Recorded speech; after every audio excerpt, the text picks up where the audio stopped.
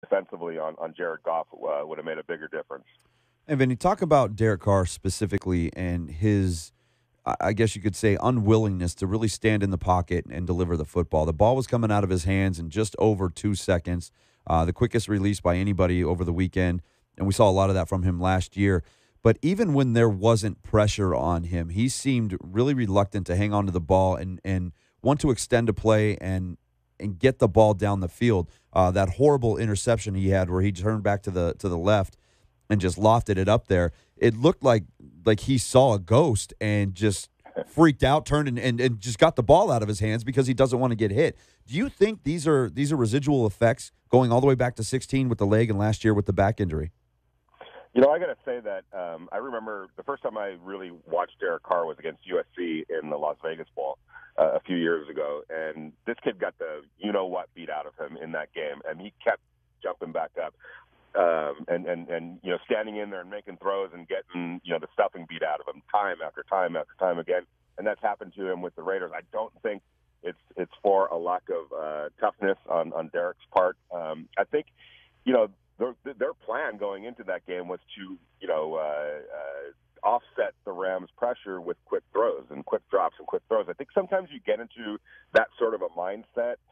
So that when you do, call plays that are more deeper drops, I don't know. Your mind is kind of set to what they were doing, and I think that played a little bit of a role. And I know Derek got a lot of heat after that game, and there's been a lot of talk: is he the quarterback that the Raiders need, et cetera, et cetera. And one thing that I would caution fans, by my count, he's on his third or maybe even fourth if you throw an interim head coach in there. Head coach, and probably as many offensive coordinators. It's not like he's been in the league for a long time. This is his fifth year, maybe? Fifth year, fourth system, I believe. Yep. Yeah, and I know it's easy for fans to dismiss. Oh, he's a professional athlete. It doesn't work that way. Okay, it takes a while, and if we remember correctly, at least from my recollection, his best year was when there was a carryover, when there was consistency in that offensive coordinator. I want to say it was Bill Musgrave, who was the offensive coordinator. Yeah, 15 and 16. Right. That was he had been there the year before, so there was at least a little bit of consistency right there. But they keep changing it up on him, and that's really hard for a quarterback. My, I wouldn't say advice, but what I want to see is him in this system consistently now for a year or two. Yeah. And see where he is in a couple of years. If you're going to just throw it out this year because he struggled in his first game against the premier football team, I think that I think people are jumping the gun a little bit. Let's give him some time with John Gruden and his offensive staff and see what this looks like toward the end of this year and into next year.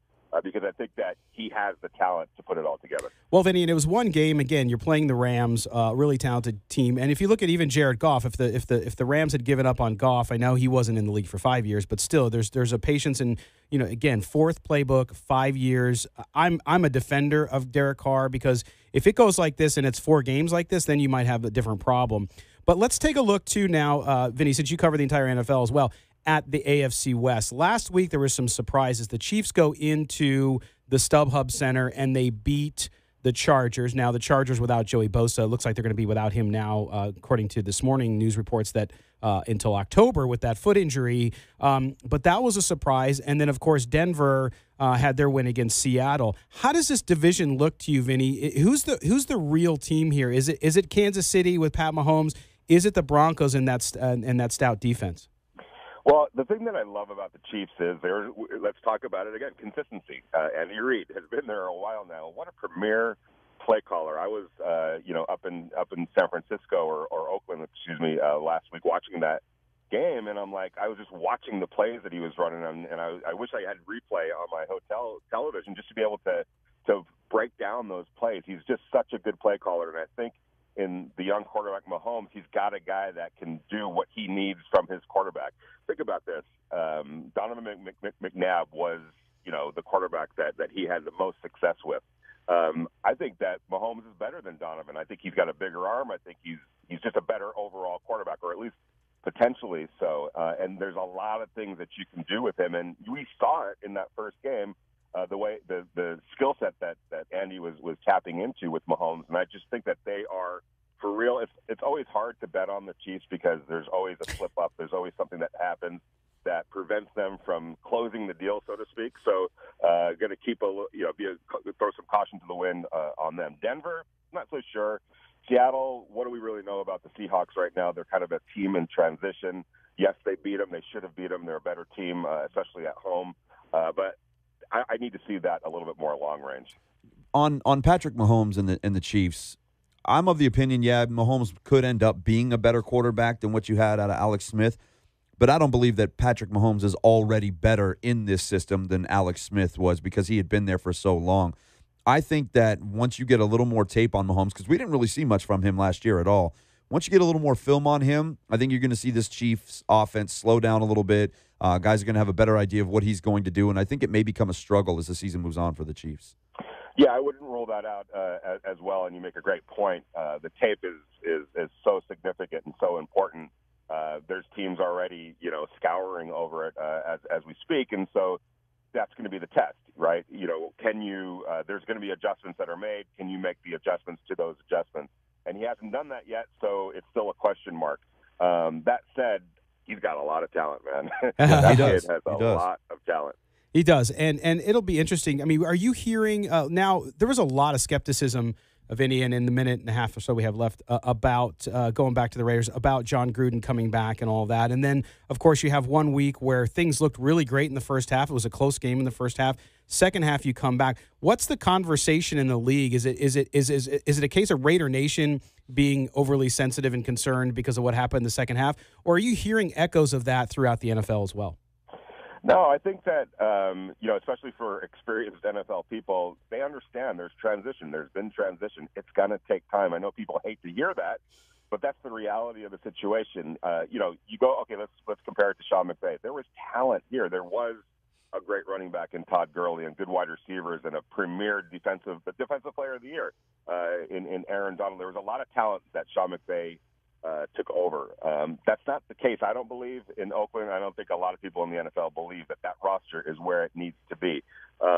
People talk about, well, they're the oldest team in the NFL. Yeah, that's because 17 picks over the last 3 years are off the team. If you had those 17, if you hit on half of those 17 players, it's a different story. All right. Well, Vinny, man, thanks for joining us. We will talk to you next week. Have a good Sunday. All right, guys. Enjoy the games today. Thanks, brother. Too.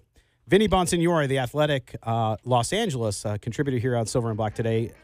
And we will take step aside, take a break. And when we come back, MJ Acosta from the NFL Network will join us. You're listening to Silver and Black today on CBS Sports Radio, 1140 a.m.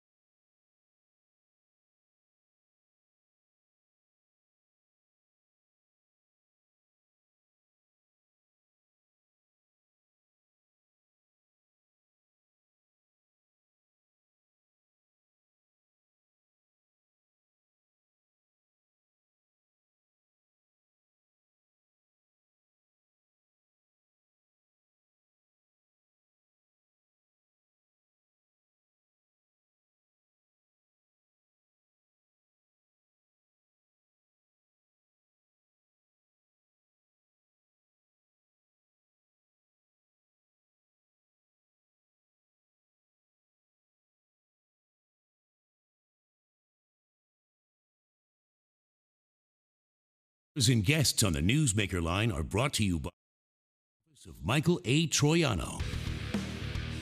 Help us talk the silver and black. Call us at 702-889-5978. Here's Matt Gutierrez and your host, Scott Gulbranson, on CBS Sports Radio 1140 AM. All right. We are going to be joined now by MJ Acosta from the NFL Network. And MJ, great reporter, and she's going to talk about the current state of the Raiders. Hold on 1 second. Matt, you know what? The thing was, when I talked to MJ,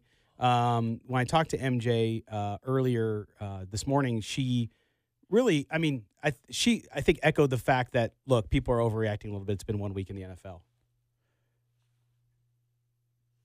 Yeah. Welcome back to the Silver and Black today here on CBS Sports Radio 1140 AM in Las Vegas. And we go out on the attorney Michael Troiano Newsmaker line. And we welcome in the NFL Network's MJ Acosta. Of course, MJ covers both the 49ers and the Raiders now. And she contributes to shows like NFL Total Access, NFL Game Day Morning, and NFL Up to the Minute. MJ, thanks for joining us here on the Silver and Black today.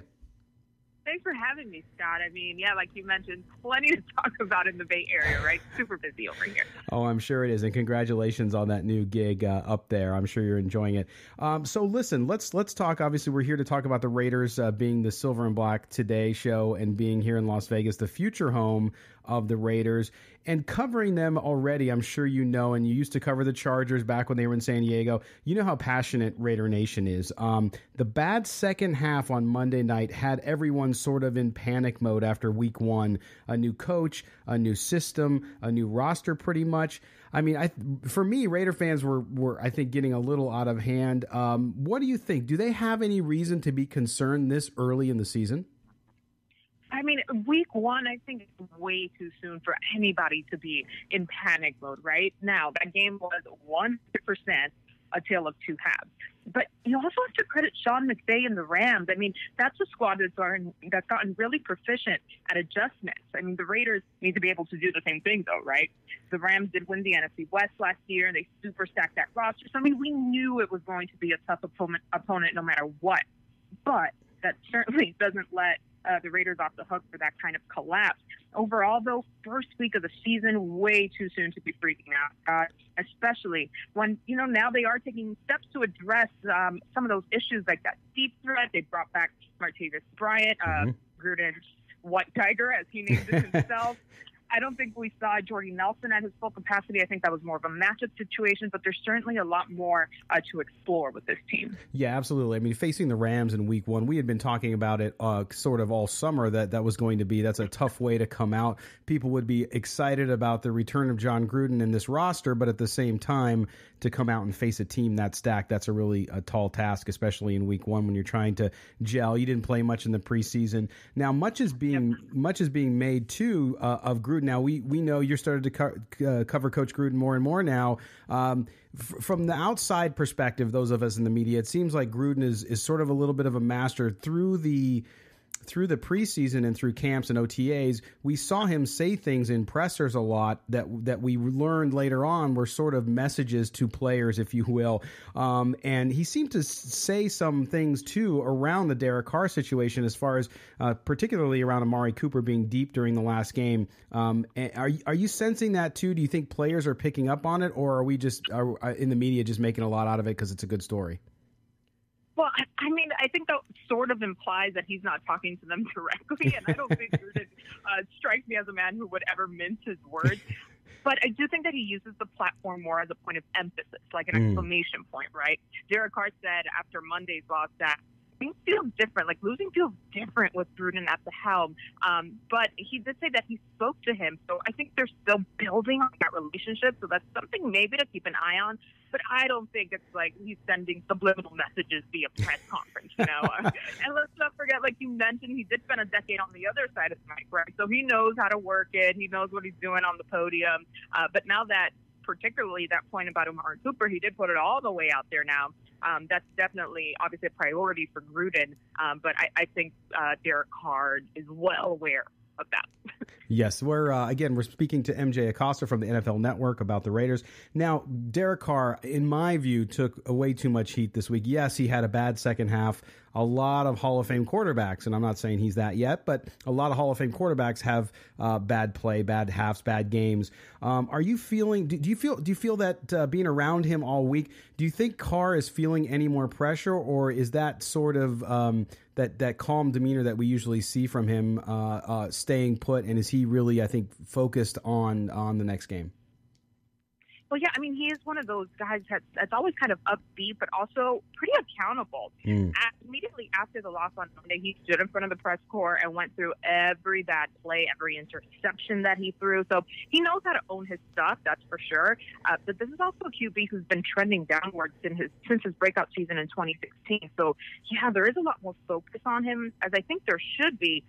But I think he knows how to handle it. I don't think he'll lose that kind of cool as a cucumber demeanor. I didn't see him frazzled at all after the game. I saw him a little frazzled during the game, but when it came to speaking to the media, not at all. But it is on him now to correct those things and to produce out there, especially under Gruden. Yeah, and this year too. I mean, for me, MJ, the way I've always talked about it is this is a transition year. You could even go as far to say a rebuilding year because of what they've done to that roster. Reggie McKenzie, John Gruden, a lot of switchover, mostly on the defensive side of the ball, and of course, offensive line. Now you have Colton Miller, a rookie at the left side tackle, and you have Donald Penn, Pro Bowler, switching positions again. Do you get the sense around the team that they're looking at this as a transition and they understand that they have to gel together and make things move differently, and it might take some time? I mean, regardless of the headlines or like the chess pieces that are moving around, right? I don't think there's a single player, let alone a team in the NFL, that would ever chalk anything up to like, well, we were rebuilding. Yeah. This team is as competitive as it gets. And given the history here, what's at stake, the move that's coming, and as you well know, very loud and attentive Raider Nation, these guys are fighting. They're really fighting every single moment out there, and they know that they can play a heck of a lot better than what we saw last week. I think they showed those flashes of it throughout the first half, and the locker room was frustrated. Understatement. They were really pissed, but a loss like that, I think, builds on that chip that they have on their shoulders. They certainly, though, have an uphill battle this season, and like you said, those rebuilding parts of it take time. They just don't have the luxury of time right now. Like, they need a win, and they need a win now. Yeah, and of course, in the offseason, a lot of skepticism, right, around John Gruden coming back after 10 years off the sideline and in the radio booth, or excuse me, the television booth.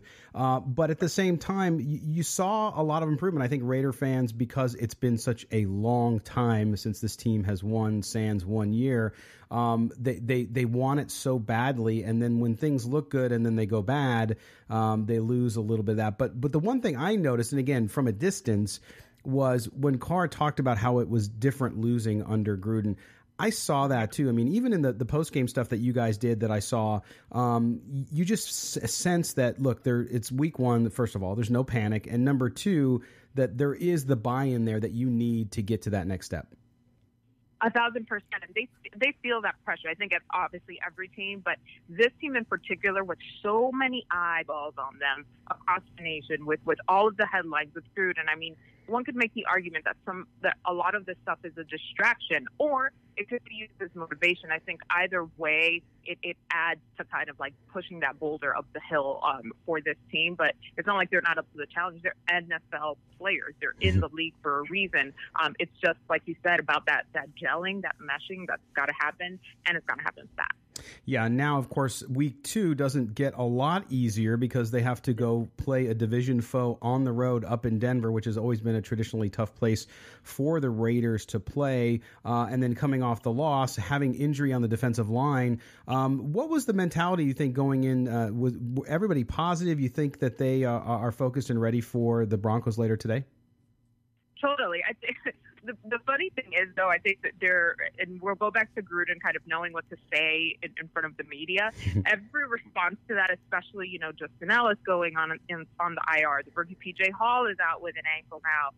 So his responses to everything was like, well, we'll have to see. We'll have to see how it plays out, and kind of playing it close to the chest, like not letting us know exactly what he's thinking in that regard. there's got to be a level of concern, especially when Denver played the way they did, when you're going up against that no-fly zone secondary that they have in Mile High. I mean, it's going to be difficult. It's going to be tough.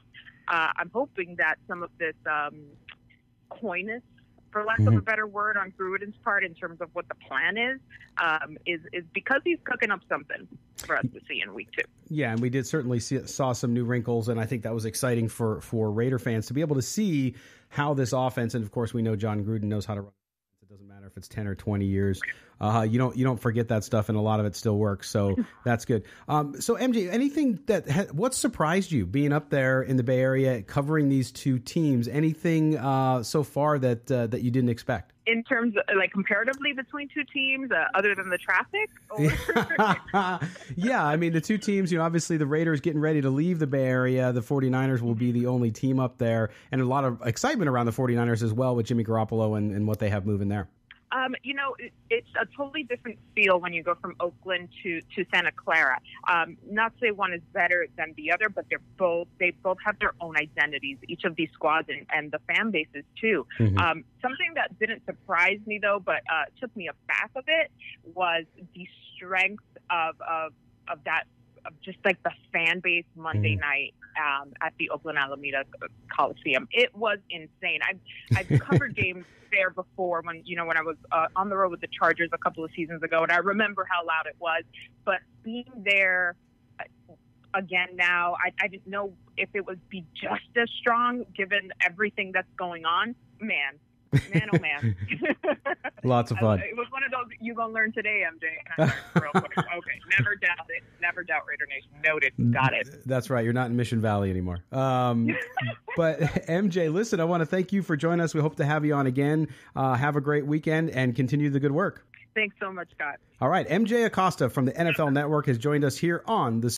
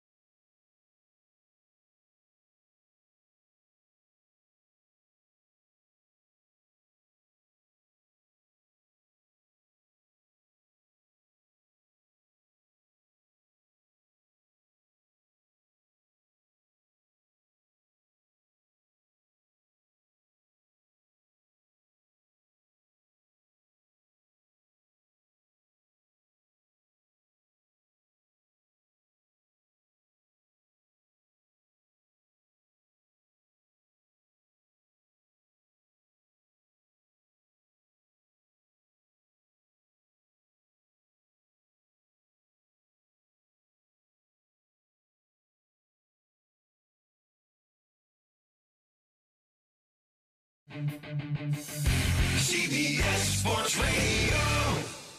Callers and guests on the Newsmaker line are brought.